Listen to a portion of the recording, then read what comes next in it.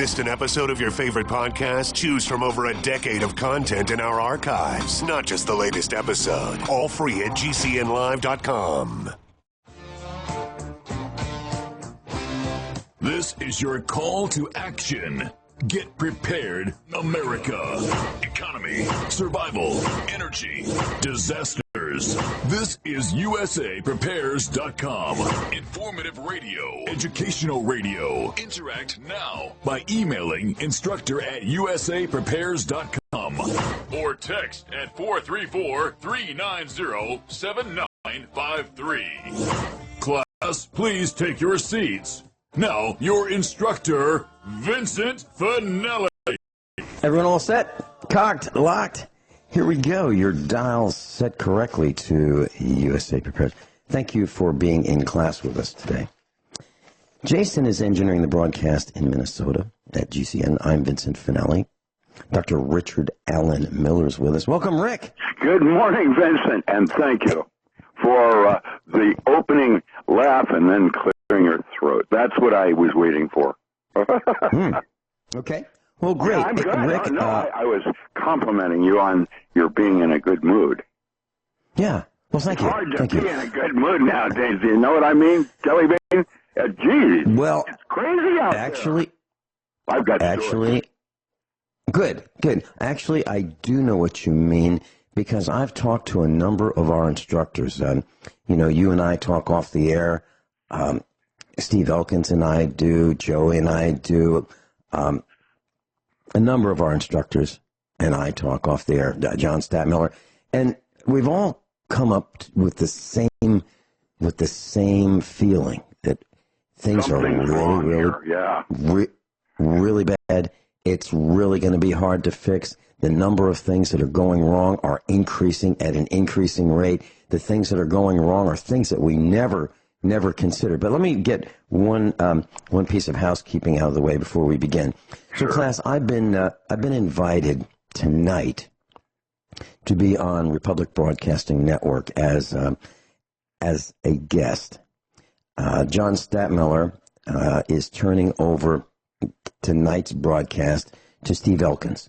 He's a broadcaster. He's on RBN. He's also a USA Prepares instructor.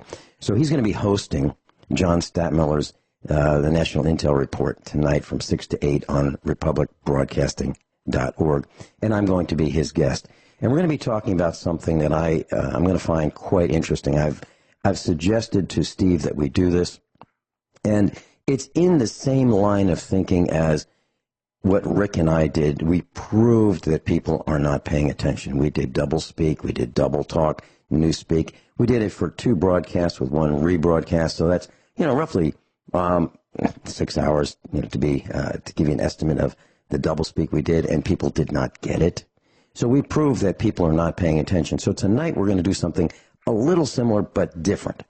And we're not going to be doing double speak. However, we are going to ask those who are listening to Republic Broadcasting and those who want to call in, we're going to ask them, what is it that they want?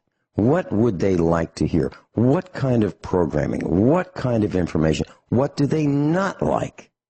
What do they want to see reduced? What do they want to see increased? Is the audio okay? Is the audio not okay? Do they like callers? Do they not like callers? Do they like certain topics? Do they not like certain topics? Are certain topics carried and covered too often or not often enough? What do they want?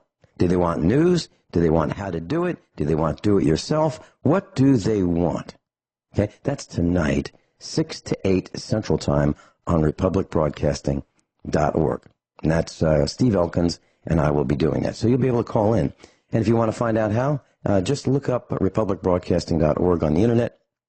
And I just want to tell you that I really appreciate what Ted Anderson, our engineers, and GCN is doing for USA Prepares, because they allow the origination of this program on Genesis Communications Network, GCNlive.com, to be rebroadcast the next day, intact, all commercials, verbatim, on republicbroadcasting.org. We are the only broadcast I know of anywhere on the planet that is carried by 2 different networks. We're the only ones.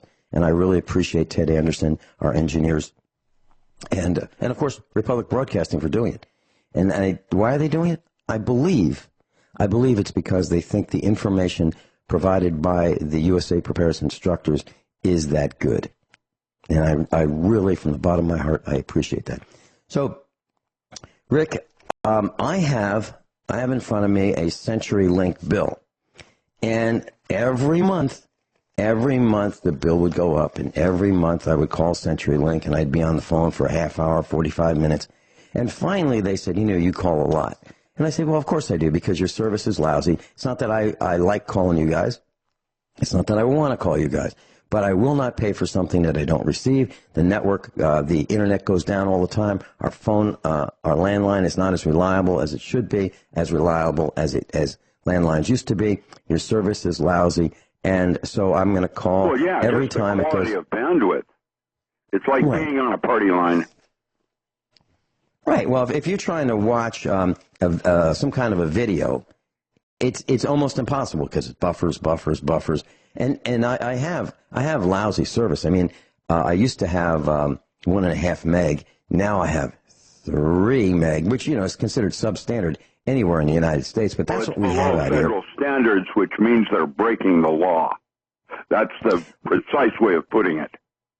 Right. Well, if you want to take it to that level, CenturyLink will guarantee. They absolutely guarantee that they will give you 80% of what they sell you. So if they sell us 3, they'll give us 3 meg. They'll guarantee that they'll give us 80% upload of or it. download. See, the federal standards for up and download are different. And the bottom line is they're not in compliance with the federal regulations, period. And that's that, which means they're breaking the law. Just like putting on extra lines on the line, because it's like being on a party line. Well, we are. You're absolutely right. We are on a party line, and that's back to the... In fact, at any given moment, measuring it, breaking the law. I have never, with CenturyLink, I have never had them be within compliance. In the 5 years I've had them out here in Oregon. Never. Well, okay, that so is let me... federal FAA, FCC, FCC violation. And they know it, they acknowledge it. It's because we're in the remote. That's the excuse. And, of course, I'm in Grants Pass, and while I'm in the county, I'm only about 3 blocks in the county. Mm-hmm. And so how's that work? I'm next to the college. Mm-hmm. That would be pretty darn good. Everybody is shaving points in every category, including gasoline, including services, any kind of service, is always shaving points. They're not giving you the full service that they used to. Maybe Texaco that charges 10 or 20 cents more a gallon, they'll wipe your windshield, they'll, do your little smile with the credit card, whatever. I don't use credit cards in gasoline, and so I don't go to those kinds of places. And the places I do go for gasoline, they're usually blending it with alcohol. They're cutting the gas. Yeah. And so, what's going on? Well, I can tell you what's going on. Do you have any money? I don't have any money. Nobody. How come what has happened is that everybody's standard of living has been shaved down a minimum of 20% from where it was 3 years ago. Literally. And that's the first thing I noticed. I noticed it with the animals, just the wild animals, and what's happening there. It's interesting. I don't know what it all means. I do know what it all means. I don't want to go there today, but, it's not necessary. It's not necessary. Somebody, something is applying this like Mopar to drive certain businesses over other businesses as a type of mind control. And I've watched it and the subtlety of it, and now I'm starting to get irritated just like everybody else is. That's called irritation coefficient. You can notice that when you're in a crowd and your personal space starts to diminish. As the crowd gets bigger, it starts to cluster tighter, and you don't feel the same comfort you might in a smaller crowd because you have more personal space. It's like that. And I don't know how many people have noticed this, but it is across the board with everyone. Now, that's a great term to our generations with no education is terrible. And that's a great point that you use. When you say point shaving, that is an absolute great point. So I'm looking at the Centurylink phone bills, okay? And so I would fight with them every month, literally every month. And they complained. I mean, they have a list of, calls and calls and calls several times a month. And I said, because your service goes down, and I will not pay you for service that you're not providing, no matter what. So every time the internet would go down, let's test your line, and they'll, reset your router, all these things they want me to do. And then they'll say, okay, well, so we're going to, reimburse you for the $3 or the $2 and change for that particular day. And I go, oh, no. See, I'm on the phone with you for 45 minutes, and you're going to have to compensate me. Okay. Yeah, so that counts also. I demand. They have to complain. I they have already hired 3 people, let's say, to handle the irritation coefficient, of which there will be 5 times as much irritation as the 3 people they've added on staff. And so their justification is the 20 people that didn't call and are just accepting it and keeping their mouth closed because they have other problems to deal with is now gotten to the point where I'm noticing it across the board, including sales at grocery stores and products where they will put a big bag of oranges on sale, and 3 oranges in the bag of 20 will be from a previous week, so they rot quicker, and you lose 5 oranges by buying a cheaper thing, and you end up paying 4 cents more a pound. I have not missed any of it. All right, and they're doing something else. Let's say you buy chopped meat, and you get it home, and you and what we do, or what we've done, is if we bought chopped meat, we would buy the big tub, the 5-pounder, and because it's less per pound, and it'd be nice and red, and it'd be that 90 or 80 something, roughly 15% fat, maybe, or 10% fat. It's and it'd be nice and red. And there's regs on that one also, and that's another place they shave it.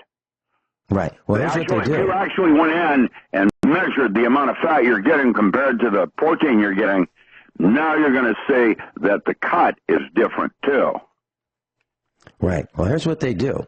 And here's the proof. You get it home, and you say, let's take that tub of chopped meat and let's make hamburgers. So you take a spoon and you put it into one of those freezer grade baggies. You put it in there and you smash it into a McDonald's thickness hamburger, and you seal it up, and you do the whole 5 pounds like that. But what you find out is the middle is brown and it smells different. Why is that? I'll tell you why. Because what they do is they grind the chopped meat and they go, oh man, this is brown, this is old. So what we'll do is we'll roll it in fresh blood. They roll it in fresh blood. They put it in repackage it, relabel the date, Best Buy date, and you look at it and you go, wow, this is great. Dr. Richard Allen Miller's with us, and we've been talking about the term that he used, point shaving. He's absolutely, positively correct, class. You'll see that everywhere in your life as well as how we see it in our lives. I'm holding in front of me 2 Centurylink bills. And so I would get discounts for loyalty, 15 years with these turkeys. And the bill started out at $19.95, and now it's gone over $100, $120.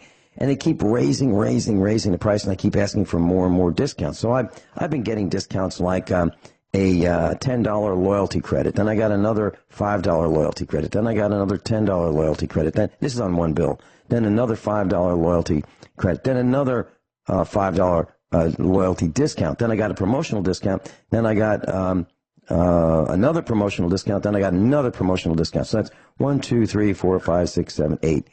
8 promotional discounts and loyalty credits on one bill. Okay? Because they keep raising the price and I'm trying to get it down. Finally, they said to me, look, we will guarantee for life, priced for life. We got this new thing, priced for life. We will guarantee that your bill will never exceed $63.07. Would you like that? And I said, okay.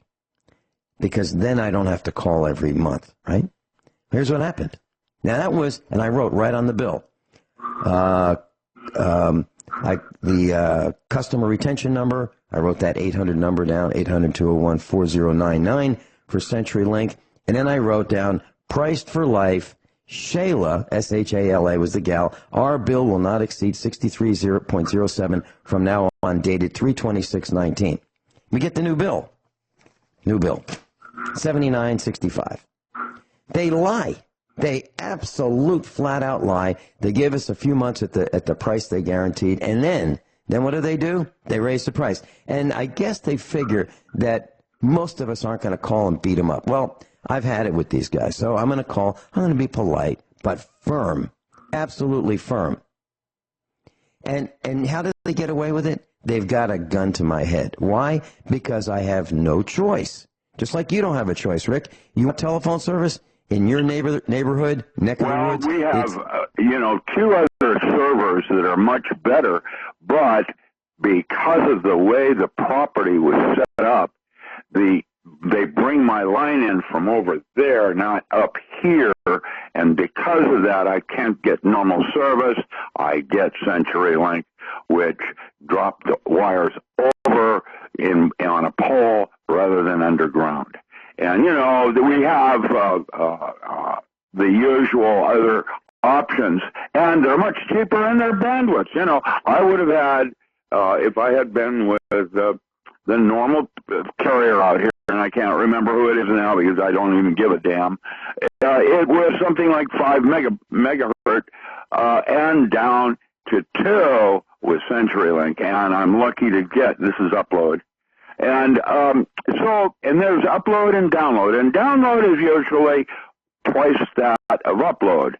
And upload goes slower. It's up like a party line. And yes, the bill changes. I'll pay on time, and yet they'll say, oh, there's a late charge. No, there isn't. I paid it on time. Here's the date. I did that with Farmers Insurance last week, and Portland came back from the local one and was going to charge me another $20 because it was a day late. I've been with Farmers more than 50 years as an insurer, and what I did next is, you change this or I'm done, and I'm going on national radio and say so why. They changed it. It's just someone up in Portland trying to, again, get as many nickels out of us as they can. And the bottom line is they have found that irritating people like me is worth it because there are, for everyone like me that gets irritated and refuses, there's 10 others that won't. It's called compliance. That's exactly right. You're too busy. You're making enough money. I'll get to it next month. That's right. That's how they're playing it, and I've had enough. I'm going to say so publicly.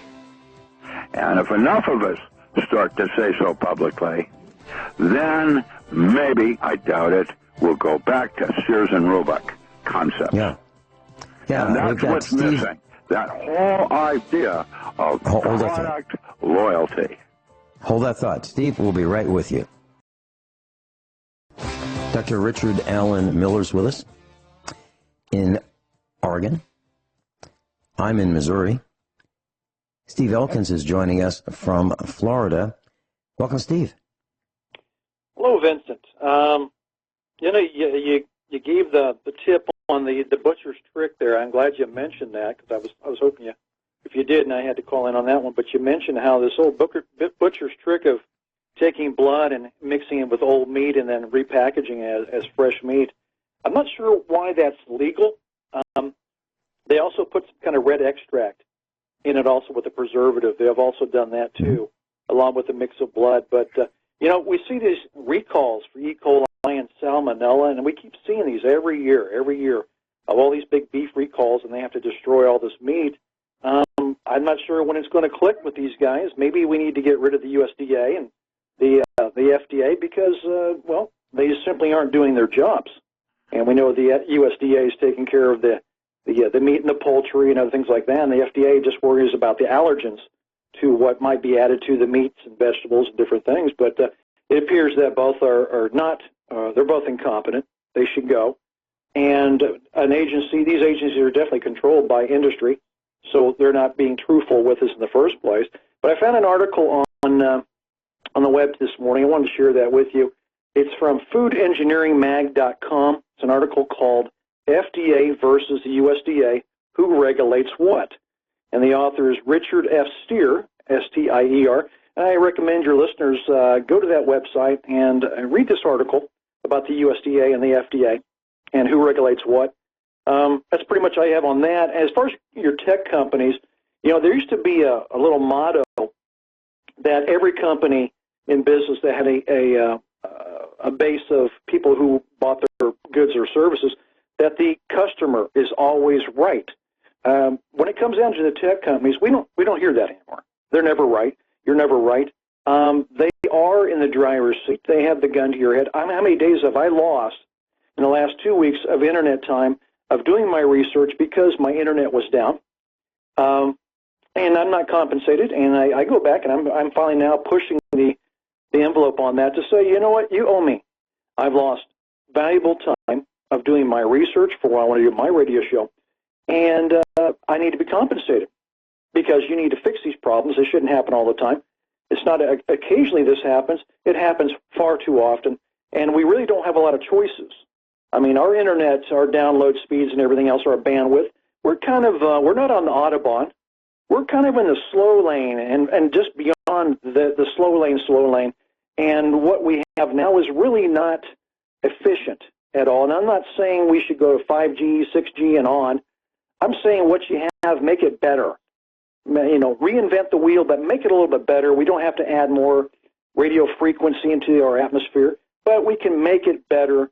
And what we are, they're cheating us. They're flat out cheating us. We think we're getting this, we're paying for this, we're getting this, and we're not. We're getting cheated. And like I said, they are in the driver's seat. There's not enough push, I guess, or the people are just so compliant to say, oh, well. There's too many of those people saying, oh, well, it's down again.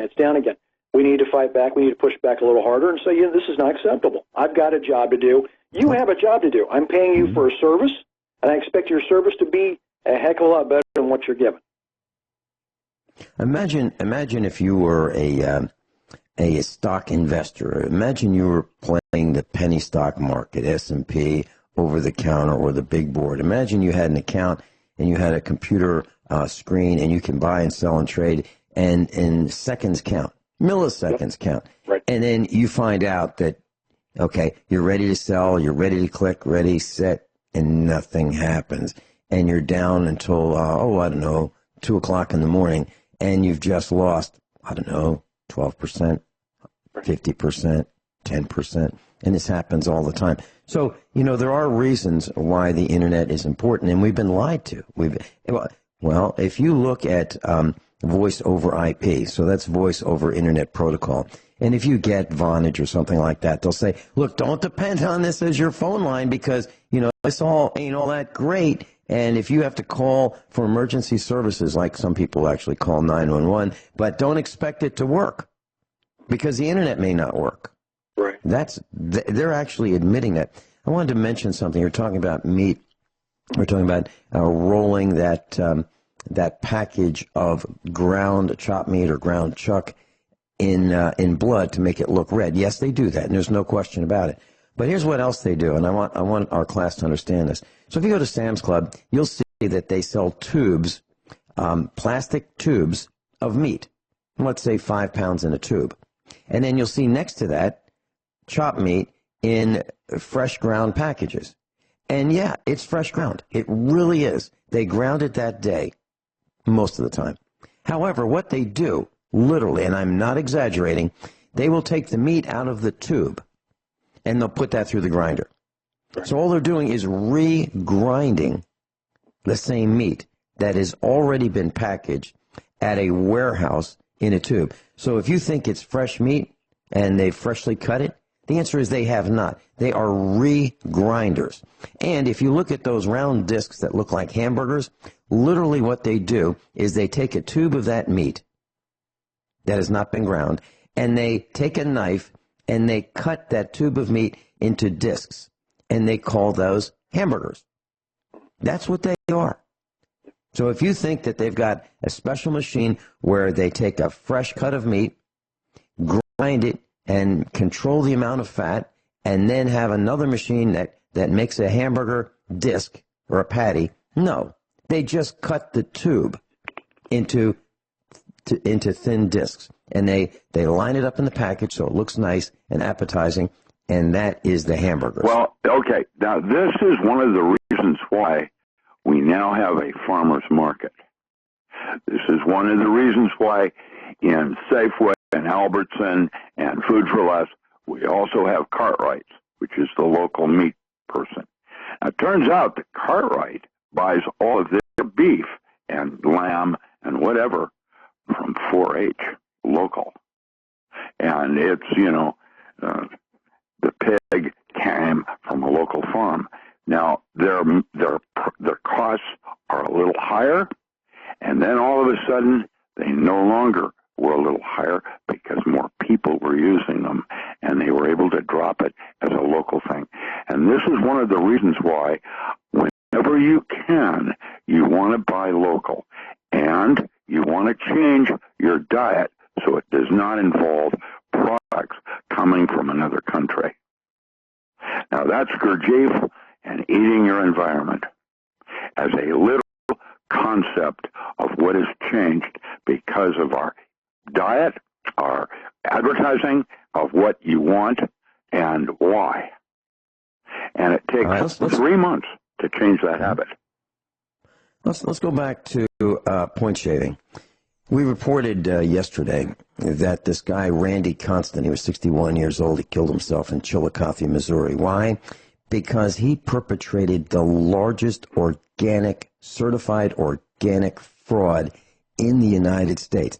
His sales amounted to 7% of the organic corn grown in the United States in 2016 and 8% of organic soybeans. What he did was he took non-organic corn, non-organic soybeans, and labeled them certified organic. He had some conspirators with him, just a few guys, but almost single-handedly the insatiable greed of this character destroyed the confidence in the organic market because this guy wanted more. He wanted more. He put his thumb on the scale. He diluted or ameliorated the product. I'm talking in metaphor right now. It's like the guy who has the gas station and he has two pumps. One's for premium and one's for regular. And he says to the guy delivering that tanker truckload of fuel, he says, look, hey, dump 1,000 gallons of regular in the premium tank. Now, what that means, class, is that when you go to the premium pump, you'll be buying diluted premium. And he will sell 1,000 gallons of regular at the premium price. That's exactly what that means. So when Rick talks about point shaving, it's everywhere. Everywhere. If you look at appliances, they don't last worth a darn. Point shaving. I looked at under the hood of a Chevrolet pickup truck. I believe it was a 2001. And I looked at my pickup truck. Same body. And I looked at what's the difference under the hood. Well, there are diagonal supports that hold the quarter panels on the sides of the front of the truck. They're missing in 2004, but they were there in 2001. There was insulation around the receiver dryer of the air conditioning unit to keep the air conditioning working more efficiently. Well, it was removed in 2004. So they took little things out here and there. Oh, we don't need no stinking brackets to keep the fenders tight and strong. No. We don't need to keep the air conditioning working more efficiently. No. Well, what else can we take out? Hey, there's four bolts here. We only need 3. Let's put 3 of them. We don't need to prime the rocker panels so they don't rust. We don't need to prime the cab corners so they don't rust. We don't need to prime the frame so it won't rust. We don't need to prime the bracketry that holds the springs, the leaf springs on the frame so that they don't rust through and pop through the bed. We don't need to plate the dust shields on the rear brakes of the truck so that they don't rust through. So if you look at these things, you'll find the rocker panels are rusted. You'll find that the quarter panels are weak. You can literally put your thumb on the quarter panel of a new truck and you can press it in with your thumb. How is that possible? It couldn't happen in 1960. Impossible. Could not be done because the metal was thicker, it was primed, everything was better, and we are suckers. At least they treat us as suckers. And if you don't start complaining, class, you are a sucker. Any comments? Then they get you, if you buy new, so that you're the one running the show on how it ages. They charge you way, way more for the oil change and other things that don't mean anything. I'm watching how this all goes down because my girlfriend bought a new home. She bought a new car, thinking that that was going to be the better investment. And yet I watch my 280Z and how it just keeps running and keeps running without a problem. Here's another thing. 1/10 the overhead. Right. Here's another thing. This is brand new. Brand new. So I have noticed that oil filters that you buy today, and I know how to put an oil filter on a car. I don't think I'm an expert. I've only been doing it for over 50 years, but I sort of know how to do this. They now seep. If you tighten an oil filter on a car, the same kind you spin on and you wait till it contacts, and then you turn it another 3/4 of a turn, you lubricate the seal or the gasket, whatever you want to call it. Now they start seeping. 2,000 miles later, they start dripping. How did that happen? Because they changed the material. We'll be right back with Steve and Doc Ram. We were talking about Randy Constant of Chillicothe, Missouri. He and a couple of his co-conspirators perpetrated the largest fraud in the history of the United States regarding organic products. And so I'm reading this from foxnews.com. Quote, now this is his wife, okay? We are still in shock and disbelief over yesterday's events when my husband took his own life. Constance's wife, Pam, said in a statement, I know Randy was deeply ashamed of his conduct. As much as we tried to be there for him, it was clearly too much for Randy, end quote. Then it goes on to say, she said he would be remembered as a wonderful father, community leader, tireless volunteer, and my beloved husband of 39 years. Now, Randy Constant had been free on bond since pleading guilty to wire fraud in December and had cooperated with investigators since 2017. Constant's lawyer described his client last week, before he killed himself, as, quote, a pillar of the community who had served on the school board and donated his time and money to local causes and the Methodist Church. Class, here's a guy that perpetrated the largest fraud in American history on the organic customers. And he will be remembered as a pillar of the community. His wife thinks that he walks on water, a tireless volunteer, and he gave money to the Methodist Church.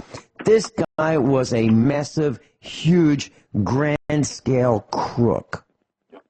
He will not be remembered as this great guy. He will be remembered as a crook, a criminal, a fraud, a thief. That's the truth of it.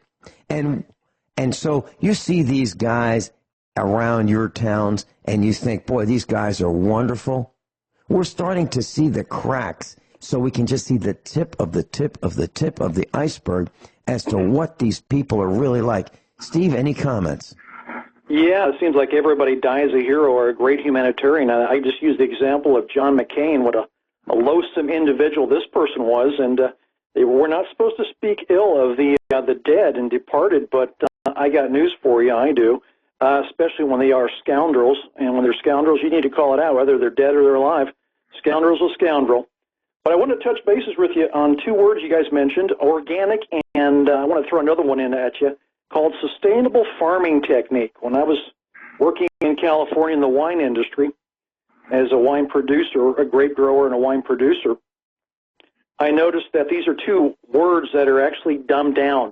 They've actually been very much homogenized, allowing people in the industry to kind of slide in to say, well, that's kind of vague. I think I can make that work for me. And as far as marketing and advertising on their labels, well, who doesn't want to put on their label, I'm organic or I'm sustainable farming technique? Because when people are being told that we need to be looking for these items, well, then I must put it on my label, whether it's true or not.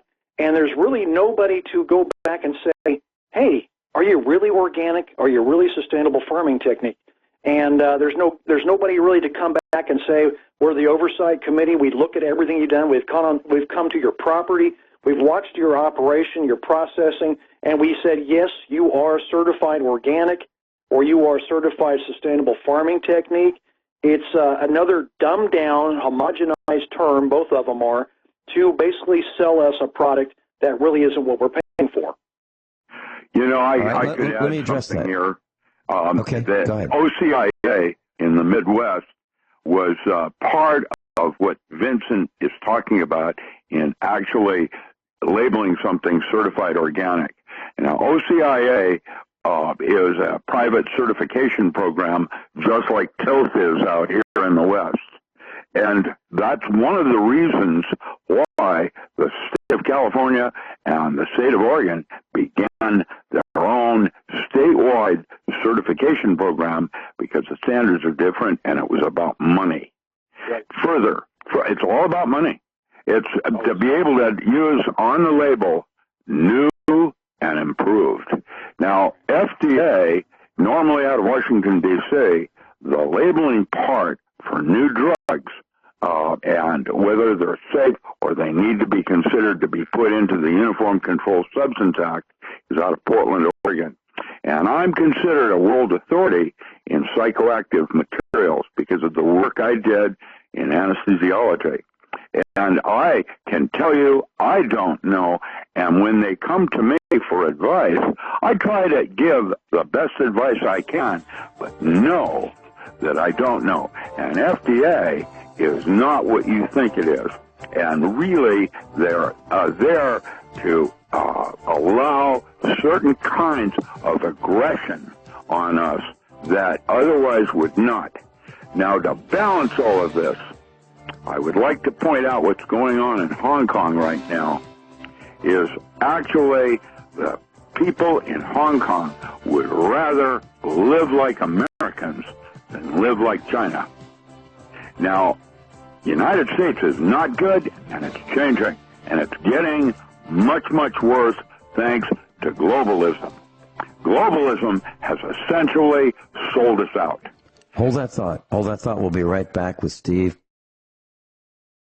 Hour number 2 of USA Prepares. Dr. Richard Allen Miller is with us. Steve Elkins is with us. I'm with you. Okay, I'm sorry. I have some contributions I'd like to say to the public, if it's okay. Sure.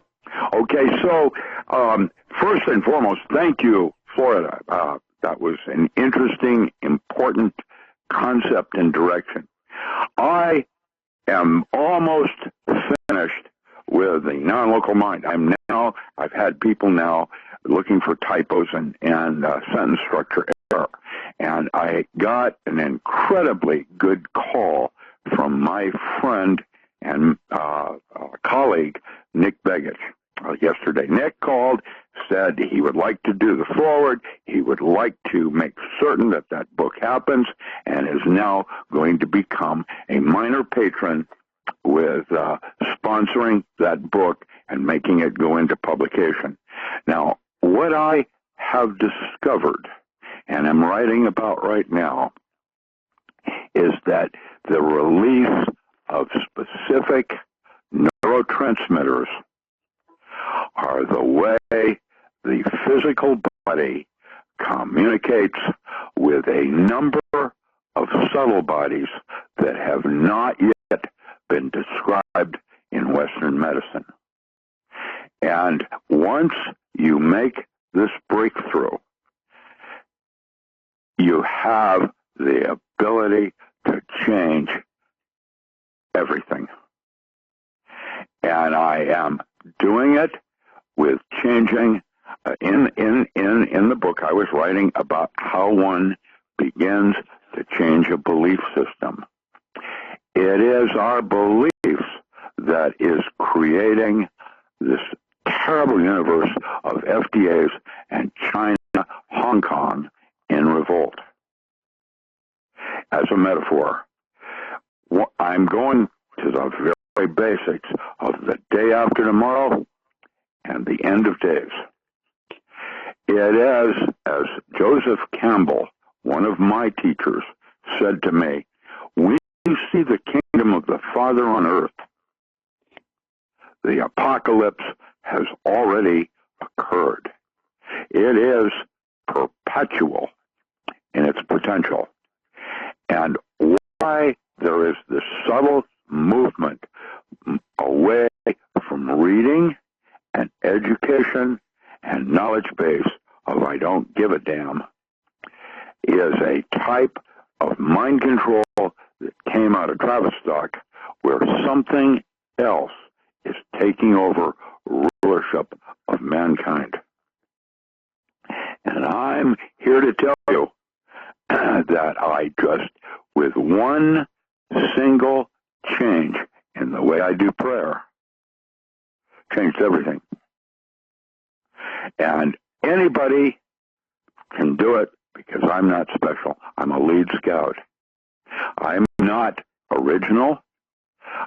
Everything that I talk about has been said before me. What I am doing is picking up the threads of this person and you and somebody else, and rather than learning, I am integrating and studying it and making it mine. And once I've done that, that is where you step outside of space and time.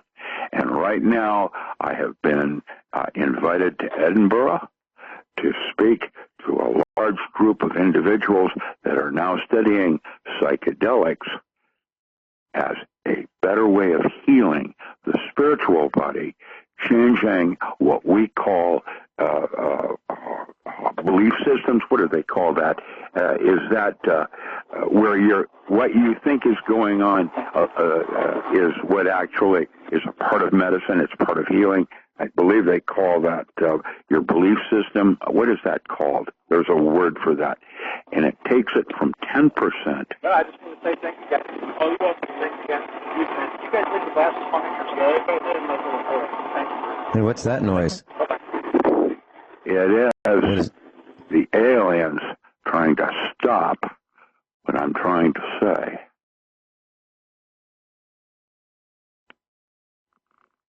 Rick, I wanted to get back to a point that you mentioned. I think it's wonderful that you're continuing this work and pursuing it. Well, I'm learning how to change the movie. I'm literally for myself. I can't do it for you. One of the things that is that you're a different person than me, and that's the wonder of it all. And what I'm hoping to do is show enough of us that will survive what is about to happen. Those that can survive will. And there will be survivors. Just having your water is going to give you a 50% chance of over everybody else. Why?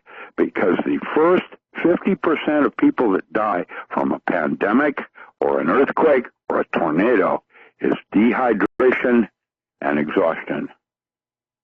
Which means if you have your water together, you've already changed the movie. Let's talk about a concrete example of what you've been talking about. You mentioned organic, the words organic, and the words sustainable farming. Let me give you a concrete example. Laclede Electric Cooperative, which I am bent on changing for the better, starting tomorrow night at the annual election. Let me tell you what they've done. They come out to their distribution system. They have these power poles. And what they do is they spray herbicides. They don't ask you for permission. They tell you they are going to do it. And if you don't stop them, if you don't get there early in the morning, like 6 o'clock in the morning, 5 o'clock in the morning, if you're not there, they can just spray your property and it's already too late. So here we have miles and thousands of miles of fence line. Organic, think of it like ours. We have 1 mile of road frontage on a dirt road. They decide that they are going to spray herbicides under the power lines. Now, whose property is that? Well, those darn power lines are on the farmer's property. But there's an easement. See, they've already woken up before you did and set up the law so that you don't have options like you thought you did. That's exactly right. So here's what happens. These guys will send out a contracting company, not them. They hire a bunch of contractors, typically foreigners who have no idea that they are spraying without protection equipment herbicides. They just go and spray. They're safe. Everybody knows herbicides are safe. You're not going to die from cancer from Roundup. Everybody knows that, right? So these guys go out and spray this. And if you're not out there to stop them, you get it. So now we have farms that say organic, but yet they have violated the tenets of being an organic farmer, because if you spray herbicides or use insecticides in the last 10 years on your farm, or you use injectables on your animals, they're not organic. It's as simple as that. So your electric utility company can destroy your ability to claim that you have an organic farm because they have an easement to run power lines over your farm. Imagine that. It and gets it's worse absolutely on that one true. because OCIA was compliant on that because they were connected with the herbicide company that had inventory. It's all set up in a manner of, do you want to live like this or do you want to live like that? And while you think you have a choice between living in Hong Kong as an American or living in Hong Kong as Chinese, what happens is you don't have the choices of such things as facial recognition. And that's one of the big things that they're lobbying against in China, is that we don't use that in America. Oh, wait. We're beginning to do that, but we don't talk about it like that. Before the end of the year, I've got to get a renewal on my allowance to drive a vehicle without being harassed in excess in Missouri. So when they go to take my picture, which they will do, because I have no choice, here's what I'm going to do. Starting Saturday morning, I'm going to be on stage tomorrow night. So I have to look a little bit decent. Starting after that, I'm not going to shave. I'm going to grow as much facial hair as I can in the next couple of months before my picture's taken. And when my picture is taken, I'm going to squint with my eyes closed and puff out my cheeks as if I'm blowing up a balloon, to do as much as I can to prevent the information being gathered about my face for facial recognition. That is what I am going to do. The problem is, I'm going to comb my hair to cover up as much as my forehead. I'm going to look very unstylish, but that's what I'm going to do, because I am not going to be proud to show people my driver's license picture, which would be the best looking image I can make with what I've got on my body. Johnny Depp hat of being the Mad Hatter also. Don't forget that. And also carry a pistol. Wear it out front proud. I might need to learn how to apply makeup to my face. Steve, have you seen these guys spraying herbicides along the power lines in God's Waiting Room, Florida? No, I have not. We have a lot of overgrowth here, but no, they come out and they cut regular, but no, I have not seen any spraying at all. Not out here. Steve, California different. Yeah. Okay. Steve, what you and I are going to do tonight, and thank you for inviting me to join you tonight on Republic Broadcasting, 6 to 8 p.m.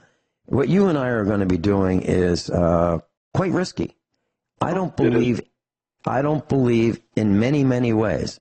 I don't believe any other broadcasters have ever had a broadcast saying, tell us what you like, tell us what you don't like. What suggestions do you have? What complaints do you have?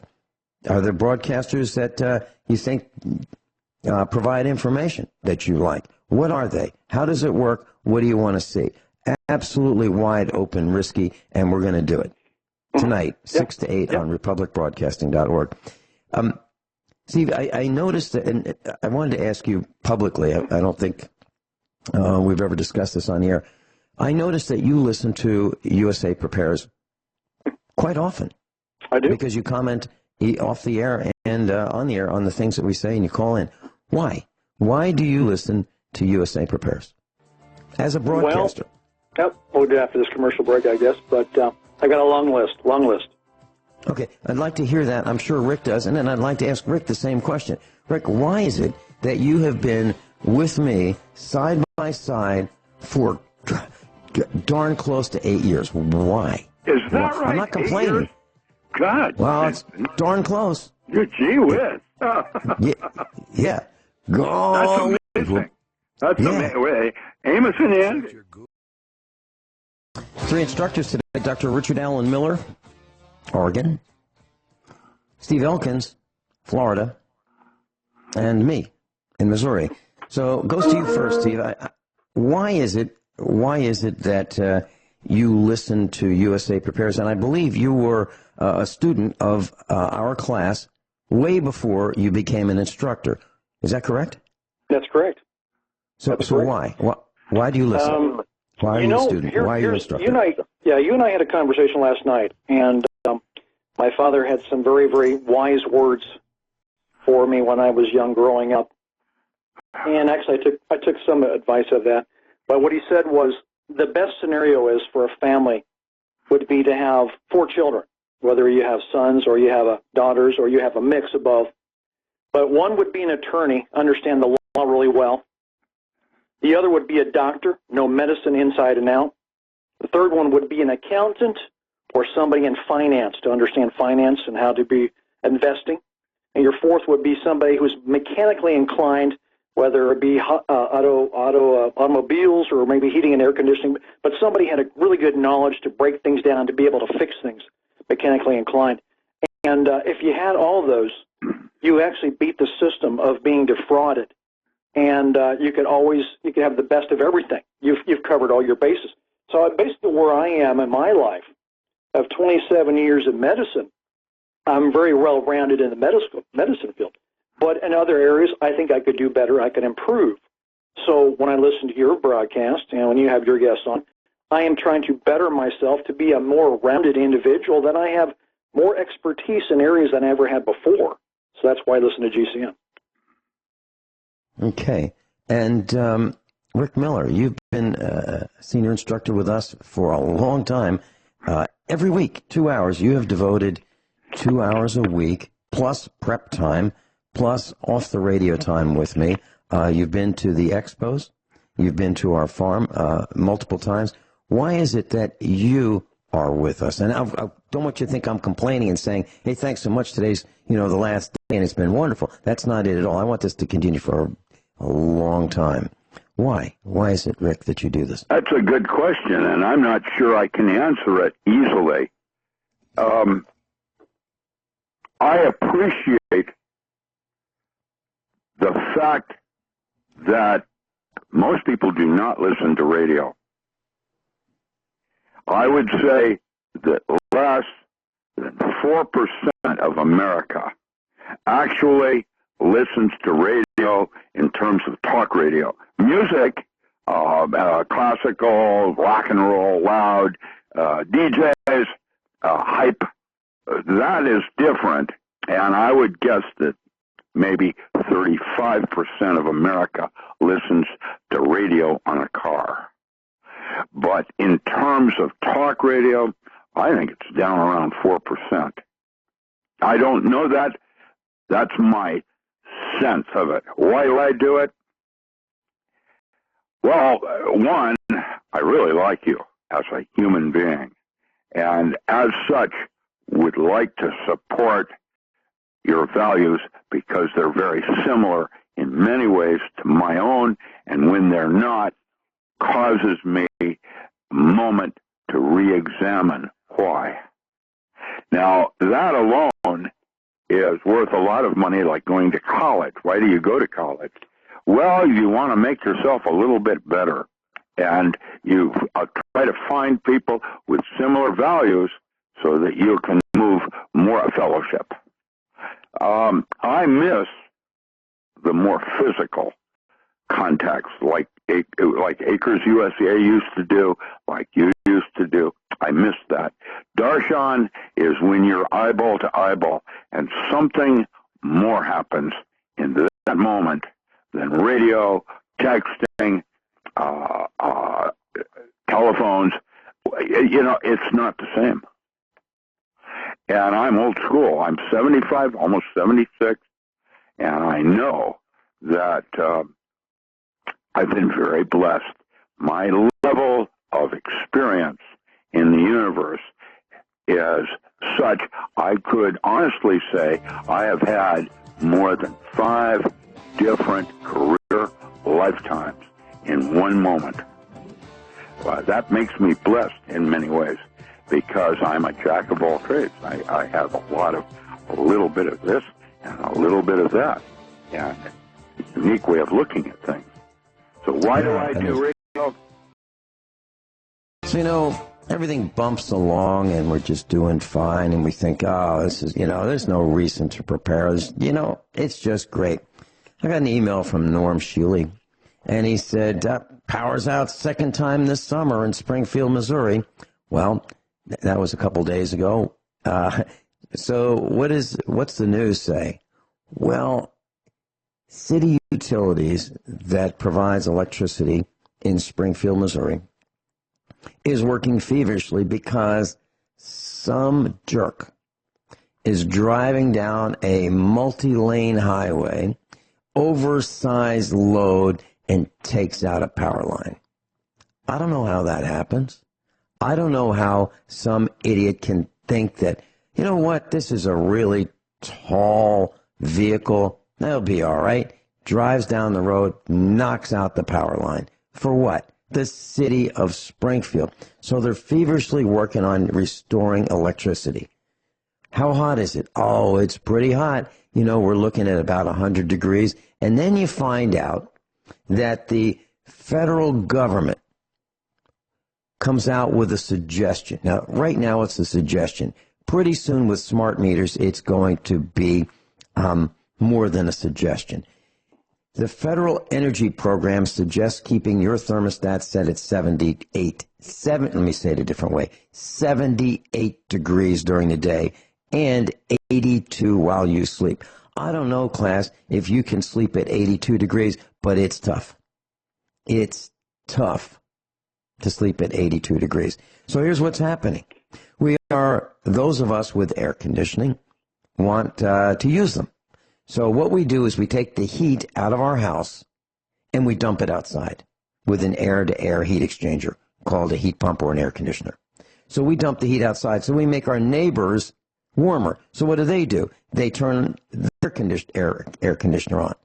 and they make their neighbors warmer. So their neighbors turn their air conditioners on. So if you look at the city, you'll find out it's 10 to 20 degrees warmer in the cities than it is in the countryside where we live. We keep our air conditioner at 80 degrees during the day if we can stand it. Maybe bring it down to 78, maybe.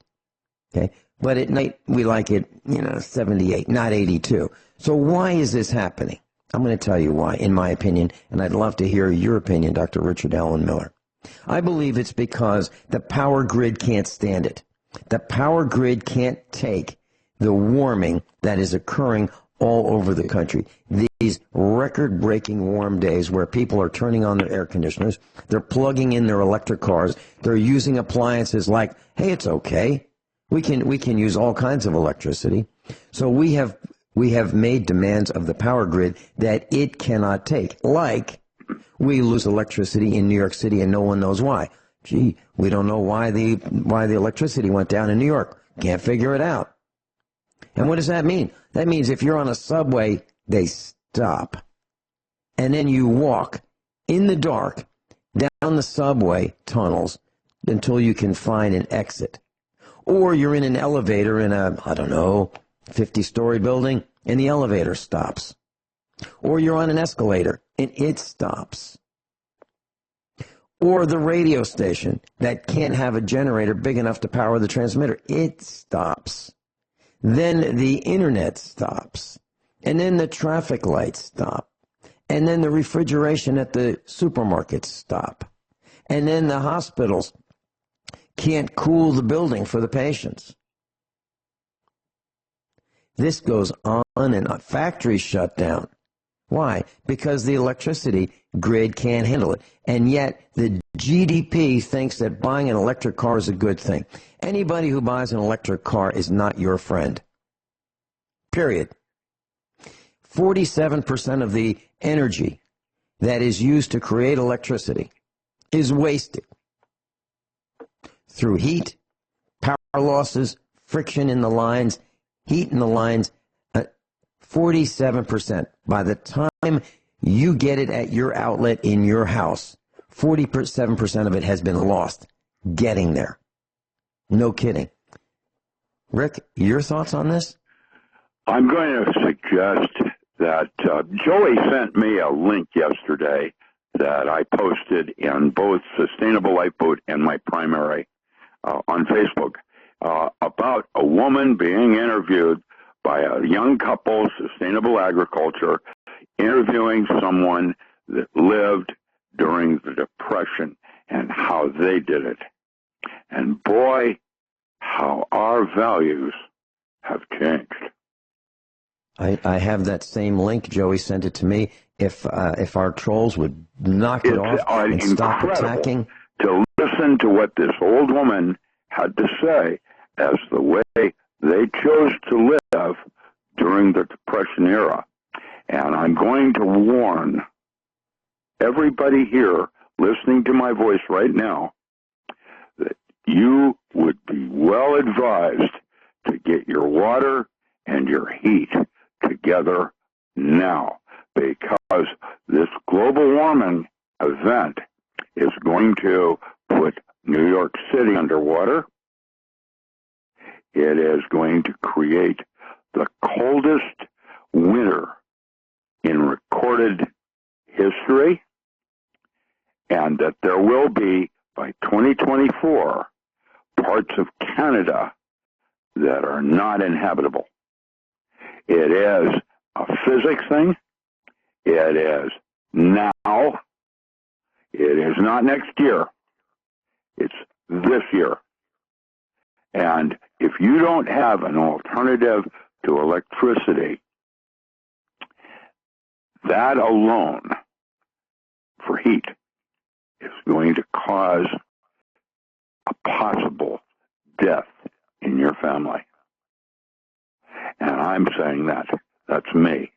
That means if you don't have an airtight or some kind of wood heat situation with a stack of wood, you're going to regret it, based on me and what I just said today. I'm also going to say that if you don't have at least 3 days of water in your household right now with a backup plan on how to replace it the first day, there is a likelihood you will not survive this winter.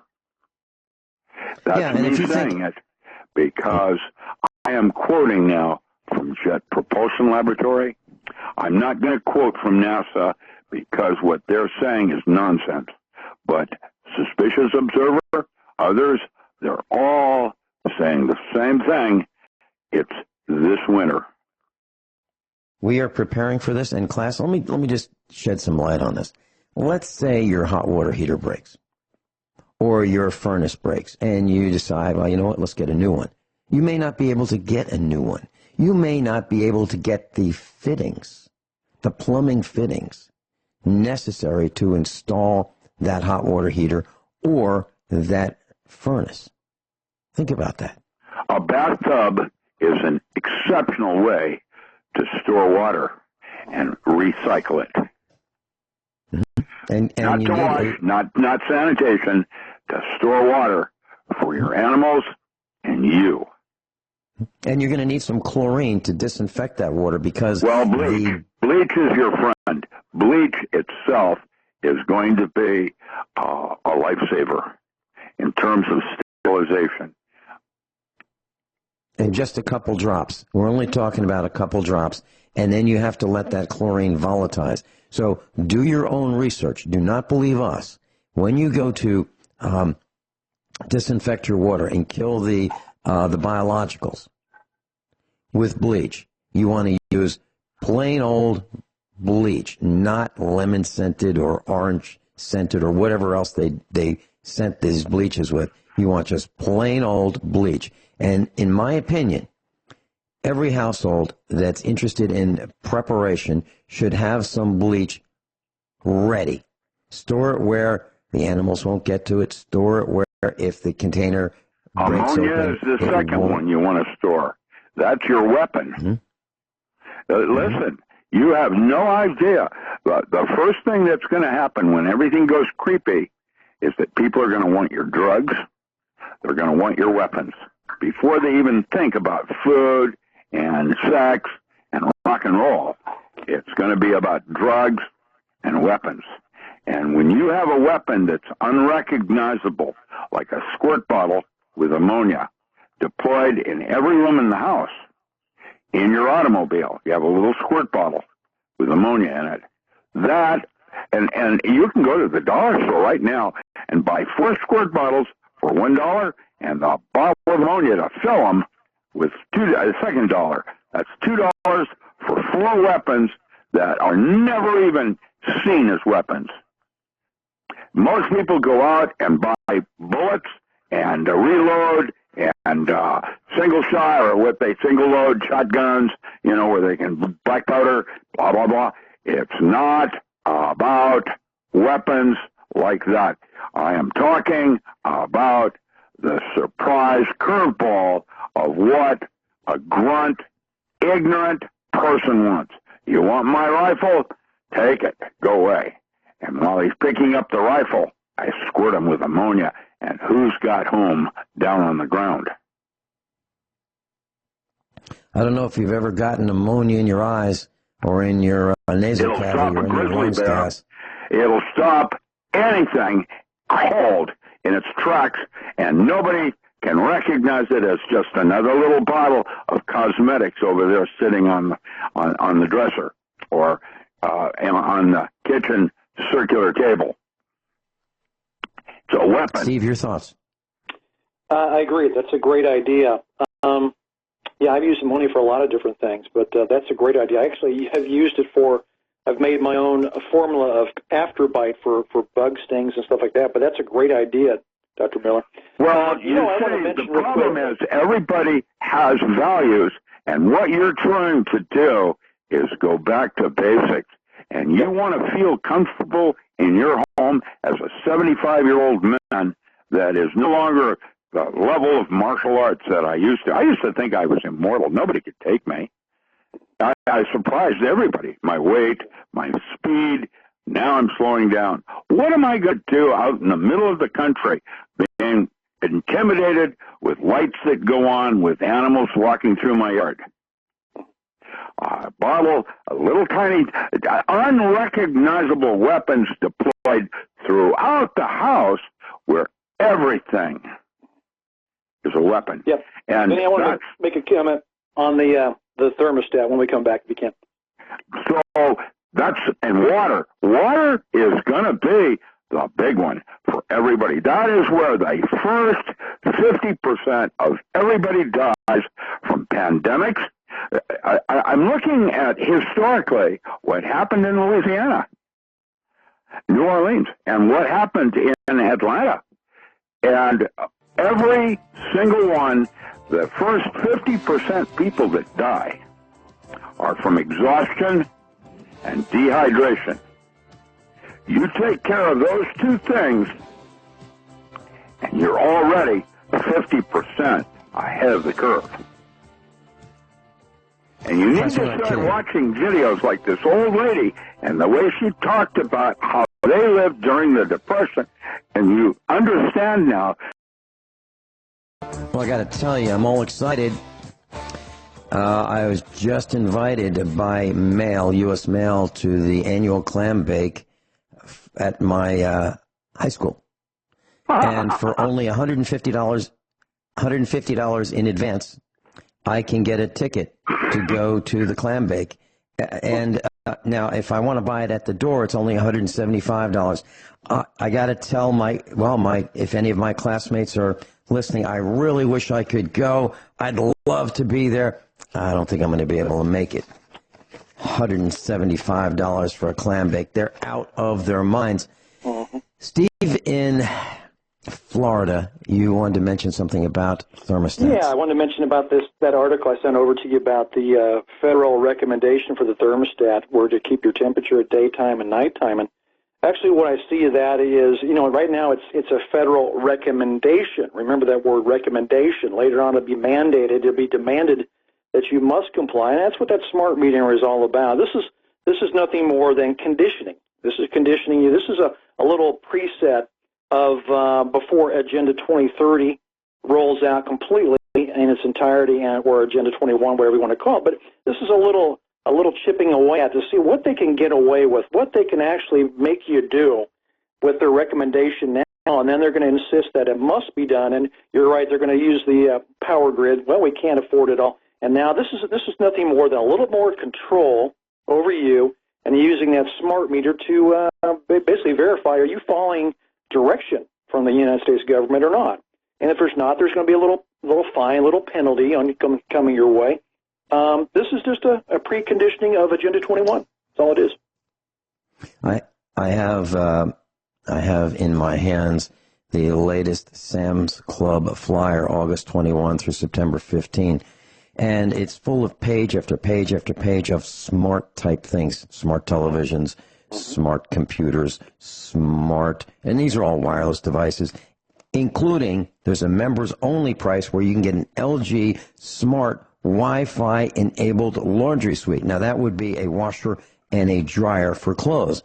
Class, here's what we're talking about. Your smart meter, your Wi-Fi, your internet is going to tell them, the other team, that you are washing your clothes outside of the hours that you should be washing your clothes. Right. That's what it's going to tell them. And it's going to say, you know what? You're not supposed to be doing that, and you know that the terms and conditions have changed, and you've agreed to them by paying your last electric bill that since you washed your clothes outside of the hours that you're supposed to wash them, that the electric charge, and they know the electric charge because of the smart meter, that your rate is now 3x or 10x because you didn't comply with the new rules. And this is all brought to you by Wi-Fi, the internet, smart appliances, and your smart meter. Yep. And one of the reasons why I'm running for the board of directors is to make smart meters optional. If you want to opt out, you should be able to. But the CEO told me via email just a couple days ago, no, if you want electricity, you will use a smart meter, period, end of sentence, that's it. You will have a smart meter. And what did they cost? Well, $4.6 million. Who paid for that? We did. And what do they call it? Well, they call it a meter access fee or electric access fee, $27 a month. Now, there was a time when if you had electricity from Laclede Electric, you would just send in you would mail in your meter reading. You would mail it in. And then they would send you a bill based on what you said your meter reading was. No, then they didn't trust us, so then they had meter readers. Then they got rid of the meter readers, and then they have these smart meters, which cause cancer. And I'm not willing. Let me throw some bizarreness at you here of how crazy this whole smart technology is. I was at Walmart the other day, and I noticed that Black & Decker has manufactured and selling, get this, a crock pot, a Wi-Fi crock pot. And I have no idea of what you could be at work and say, well, I'm going to turn it on now. Why we needed a Wi-Fi controlled crock pot. But the technology is there, and it is taking control. And these young people, for some reason, of course, they always sell this technology off as a convenience. No, it's actually a controlling device is all it is. It's controlling you. I've got a comment on that, and I'd love to hear what Rick has to say. So Sam's Club has this controller, this smart controller, and you can add this, and then you can go to this controller, centrally located. Let's say you have it on your counter, or let's say you have it where you watch television. You push the control button, and it lights up the screen. Now you can control your lights. You push another button, you can control your media. You push another button, you can control your thermostat. You push another button, or the same button, and you can switch over to your security system. You press another button, and you can control your locks. But you have to go to this one place. For me, if I want to control my locks, I go to the doors. If I want to watch the big screen video, I go to the big screen in video. If I want to change my thermostat, I walk over to it. No, we don't need to do that anymore. You need all these devices. And how much do they cost? Oh, I don't know. $15 for a light bulb, a smart light bulb? Really? 15 times the cost? Rick, your quick thoughts? Well, it's going to be illegal shortly, so what they're going to do is charge you to do it, and then they're going to charge you to undo it. Watch and see.